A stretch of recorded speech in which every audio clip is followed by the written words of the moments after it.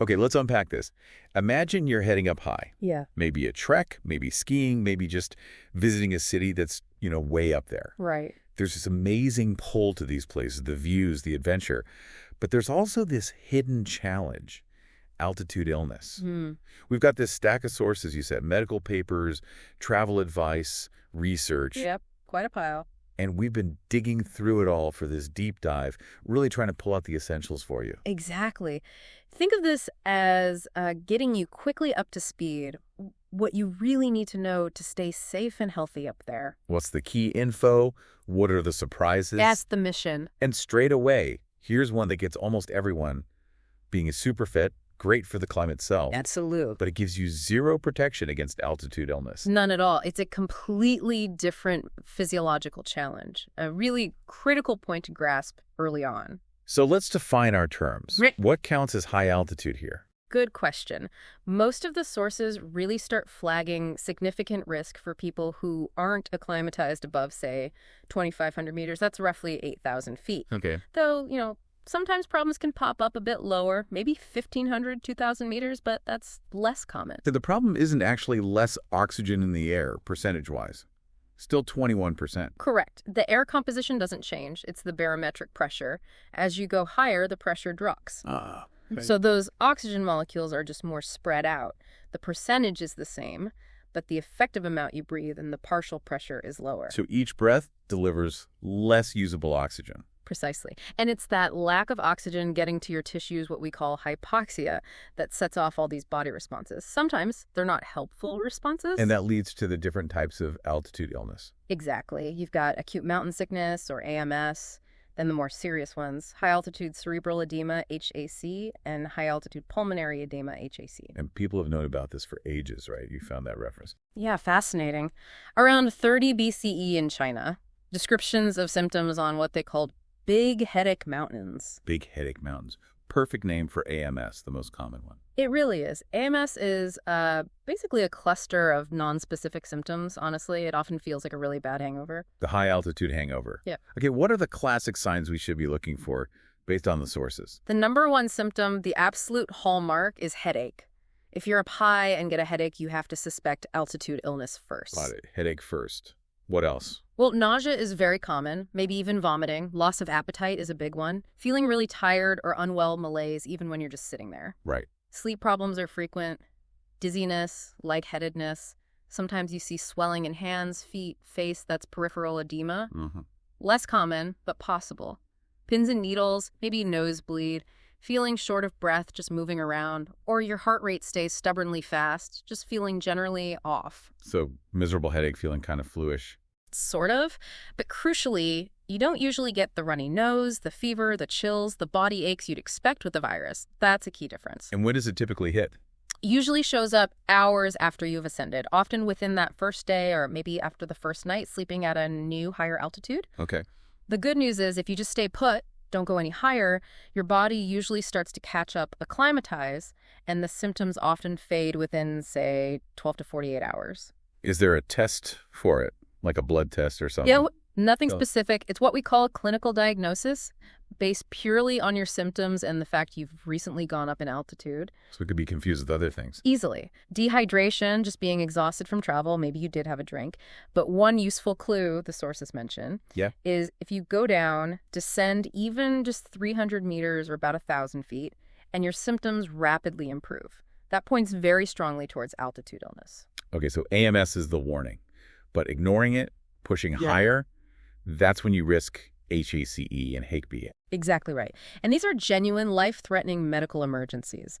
HACE, the cerebral edema, is basically AMS getting much, much worse. It means significant brain swelling.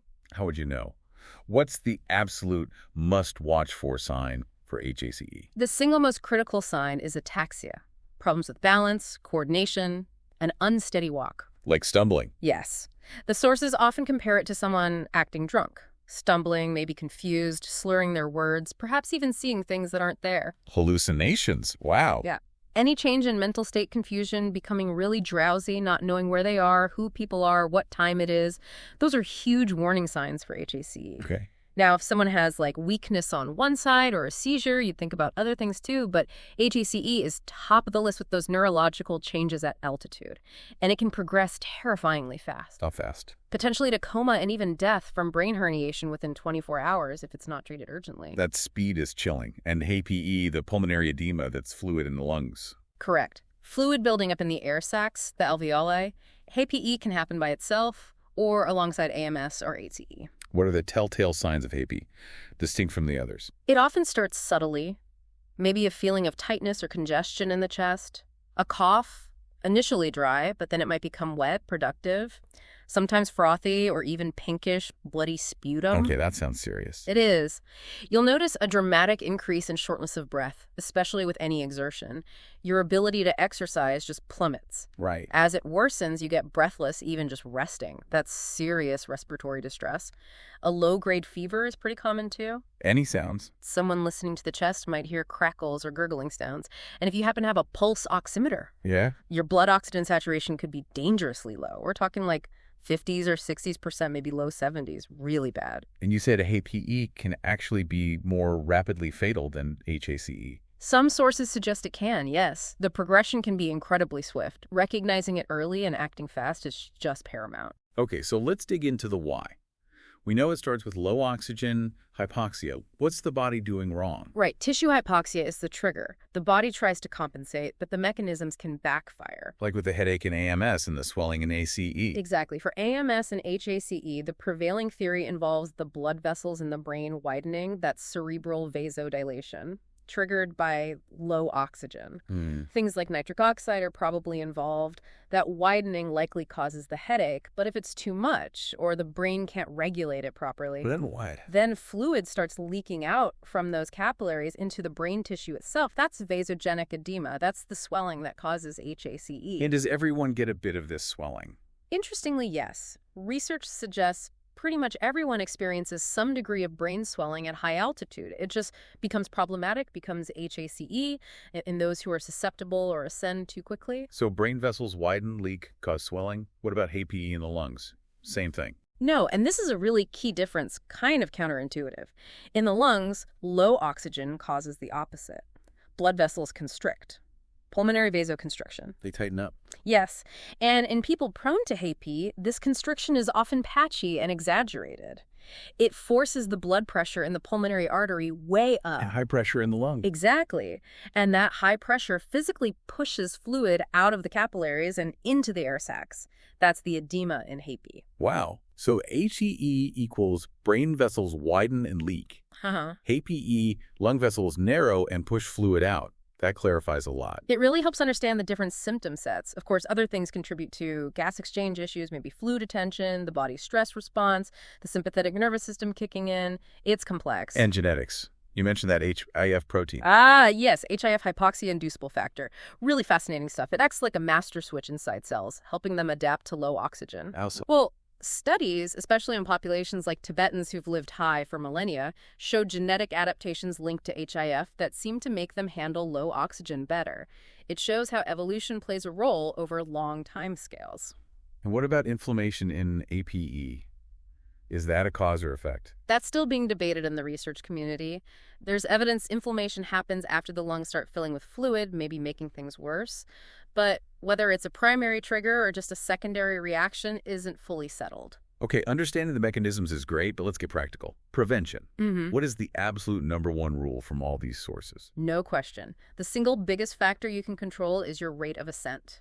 Go up slowly. Gradual ascent is the best prevention. How slow is slow? Is there a standard guideline? Yep. The widely accepted advice is, once you're above 3,000 meters, about 9,800 feet, don't increase your sleeping elevation by more than 500 meters per day. That's around 1,650 feet. Sleeping elevation, okay. And equally important, build in rest days, days where you sleep at the same altitude again.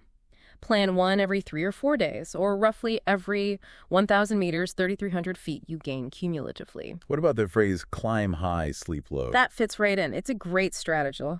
Means it's okay to hike higher during the day, maybe cross a pass or explore a viewpoint. As long as you come back down to sleep at an elevation that respects that 500-meter daily limit.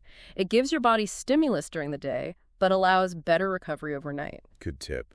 Anything else simple to do, especially when you first arrive? Absolutely. The sources strongly advise taking it easy for the first day or two. Avoid strenuous exercise. Right. And definitely avoid alcohol for the first 24 to 48 hours. Pushing hard physically just increases your oxygen demand, which you don't have to spare. And alcohol. It's a double whammy, really. It suppresses your breathing, especially during sleep, which is bad at altitude, and it dehydrates you, both hinder acclimatization and can make symptoms worse.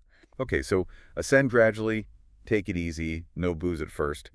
What about medications? Can they help prevent this? Yes, they can play a role. Acetazolamide, brand name Diamox, is the most commonly used for prevention. How does that actually work? It's clever. It sort of speeds up your body's natural acclimatization process. It causes a mild metabolic acidosis, which basically signals your brain to breathe more, deeper and faster. Especially important at night when breathing tends to slow down. Better breathing means better oxygen levels. It's like getting 3 to 5 days of acclimatization benefit in about a day. When would you typically use it? Mainly for prevention if you know you have to ascend rapidly, like flying into a high city, especially above 2,700 meters or 9,000 feet. Or if you've had altitude sickness before. Makes sense. It can also be used to help treat AMS if you do get symptoms, helps you recover faster. What's the usual dose for prevention? A common dose is 125 milligrams twice a day. Usually start it the day before you start going up. And it's worth mentioning, newer research, like Dr. Basniat's work, shows these lower doses work well compared to older, higher dose recommendations. Okay. And for treatment? Typically 250 milligrams twice a day if you're treating active AMS symptoms. Are there side effects to watch for? The most common ones are a tingling sensation, often in fingers, toes, or around the lips. And some people notice carbonated drinks taste weird, kind of flat or metallic. What about sulfa allergies? People ask about that. Good point. But the sources are clear. There's no known cross-reactivity between acetazolamide and sulfa antibiotics. It's safe for people with a sulfa allergy. Okay, that's useful. Any other key meds? Yeah, dexamethasone is another important one. It's a potent steroid, primarily used for treating severe AMS and especially HACE. How does it help? It reduces inflammation and swelling very effectively, providing rapid symptom relief. It can be absolutely life-saving in HACE, but importantly, it doesn't help you acclimatize. It just buys you time. So it's a rescue drug mostly? Mostly, yes. Though it can be used for prevention in specific cases, like someone highly susceptible who absolutely cannot take acetazolamide. For HAPE prevention, if someone's very prone. Yes. Drugs like nifedipine or tadalafil are sometimes used. They help relax those constricted lung blood vessels. Again, usually for specific high-risk situations. And what about just managing the headache or nausea from mild AMS? Yeah, simple over-the-counter stuff works. Ibuprofen or paracetamol, acetaminophen can definitely help with the headache and general malaise. Ibuprofen, like 600 milligrams 3 times a day, has actually been studied and shown to be effective for AMS symptoms. We hear a lot about traditional things too, like coca leaves or ginkgo biloba. What did the medical sources say? Generally, the evidence is pretty weak or inconsistent. For things like coca leaves or rhodiola, there's not much solid medical data on effectiveness or safety. Ginkgo has had a few studies suggesting potential benefit. But not definitive. No, not nearly as well established as acetazolamide. So, maybe helpful, maybe not. Caution is advised. Oh, and oxygen itself, if you have access to it at lower altitudes, say below 3,700 meters, can definitely help mild or moderate AMS symptoms clear up over 12 to 36 hours, even without going down. Okay, that's good to know. Now, besides the main altitude sicknesses, what other environmental hazards should people be aware of up high? Right. It's not just the altitude physiology. The environment itself is harsh. Cold is a big one. Hypothermia risk is real. Especially for certain people. Yeah, kids, older folks, maybe local porters who might not have the best gear. You know, shivering stops below about 32 degrees Celsius core temp. And severe hypothermia can lead to weird things like paradoxical undressing. So prevention is key. Absolutely. Proper layers, staying dry, warm drinks, and knowing basic rewarming techniques if needed. And frostbite, obviously. Yes, tissue freezing. Goes in stages from frost nip up to deep tissue damage. Again, prevention is everything. Good warm clothes, especially boots, gloves, hats. Cover exposed skin. Stay dry. Avoid touching cold metal. And if it happens? Manage hypothermia first if present. And critically, do not rub or massage frostbitten tissue. Handle it gently. Rewarm slowly with warm water, not hot. The sun's another one, right? More intense up there. Much more intense. Less atmosphere filtering UV plus reflection off snow or rock. UVD causes sunburn, and the risk is way higher. So sunscreen. High SPF, 50 plus. Apply it generously before you go out and reapply often, like every couple of hours. And that intense UV can affect your eyes, too. Snow blindness. Exactly. Photokeratitis. It's literally a sunburn on the surface of your eye, the cornea and conjunctiva, caused by all that UV bouncing off snow, especially if you don't wear proper UV-blocking eyewear. What does that feel like? Really painful. Eyes get red, super sensitive to light, vision might blur, lots of tearing. Feels like grit in your eyes. Ouch. How do you treat it? Get into darkness or wear good sunglasses immediately. Artificial tears can soothe it. Sometimes antibiotic ointment if there's a risk of infection. But prevention with proper eye protection is far better. And there's that strange breathing thing at night. Ugh. Yes, periodic breathing. Very common, especially above 2,700 meters or so. People notice cycles. Breathing fast and deep for a bit, then a pause where breathing stops completely for a few seconds, then it restarts. Sounds alarming. It looks alarming to someone watching, but it's generally considered harmless, though it does disrupt sleep quality and can make you feel tired the next day. We won't prevent it. Gradual ascent helps minimize it. Acetazolamide can also treat it, often just a small 125 milligram dose before bed. And definitely avoid alcohol or sleeping pills before sleep, as they make it much worse. Okay, we've covered prevention quite a bit. But if symptoms do develop, especially the severe ones, HACE, HAPE, worsening AMS, what is the absolute #1 most critical action? Immediate descent. No ifs, ands, or buts. Getting to a lower altitude is the definitive treatment for severe altitude illness. How much lower? Even just 400 or 500 meters, maybe 1,500 feet or so can make a massive difference, can be life-saving. Don't wait. What if you absolutely can't descend right away? Bad weather, treacherous terrain. Then supplemental oxygen, if you have it, is the next best thing. It directly addresses the root cause. And portable hyperbaric chambers. Like the Gamma bag. Exactly. Those are incredibly valuable tools in remote settings.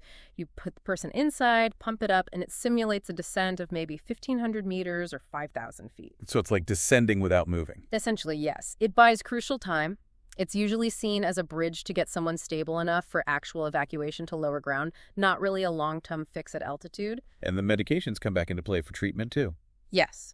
Acetazolamide helps speed up recovery from AMS. Dexamethasone is vital for treating severe AMS and particularly HACE, reducing that brain swelling.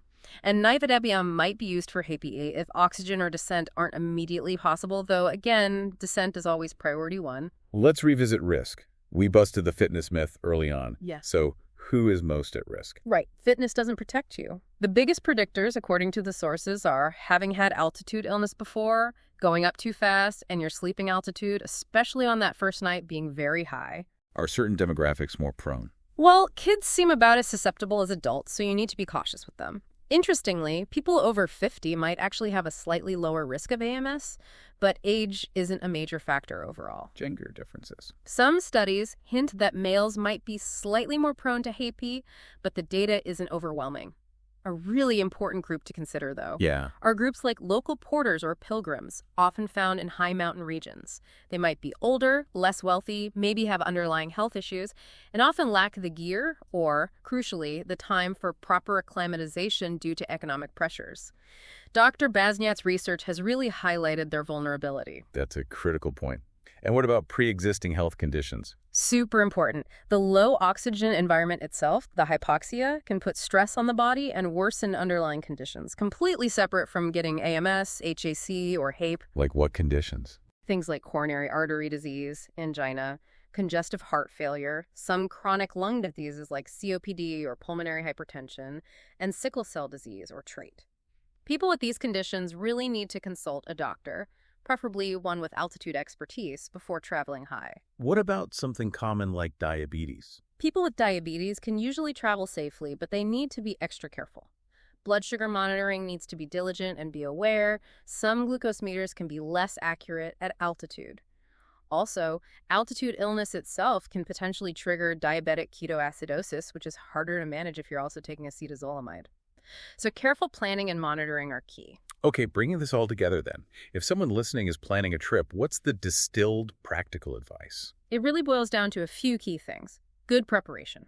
Plan your itinerary carefully, have the right gear, prioritize acclimatization above all else, ascend slowly, use rest days, maybe climb high and sleep low. Hydration. Stay well hydrated, yes.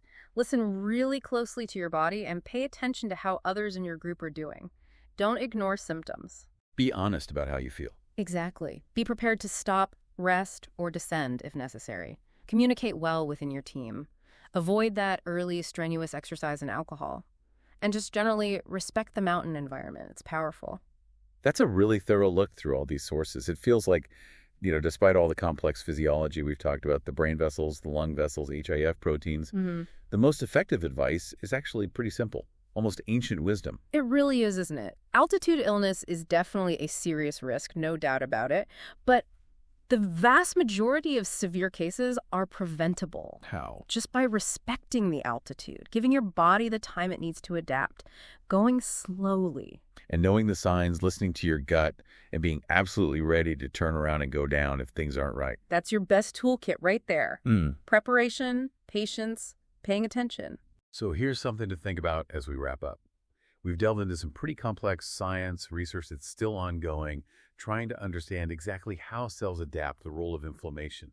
But isn't it fascinating how often the simplest, oldest advice, go slow, listen to your body, remains the most powerful strategy we have for staying safe in these incredible, challenging high places?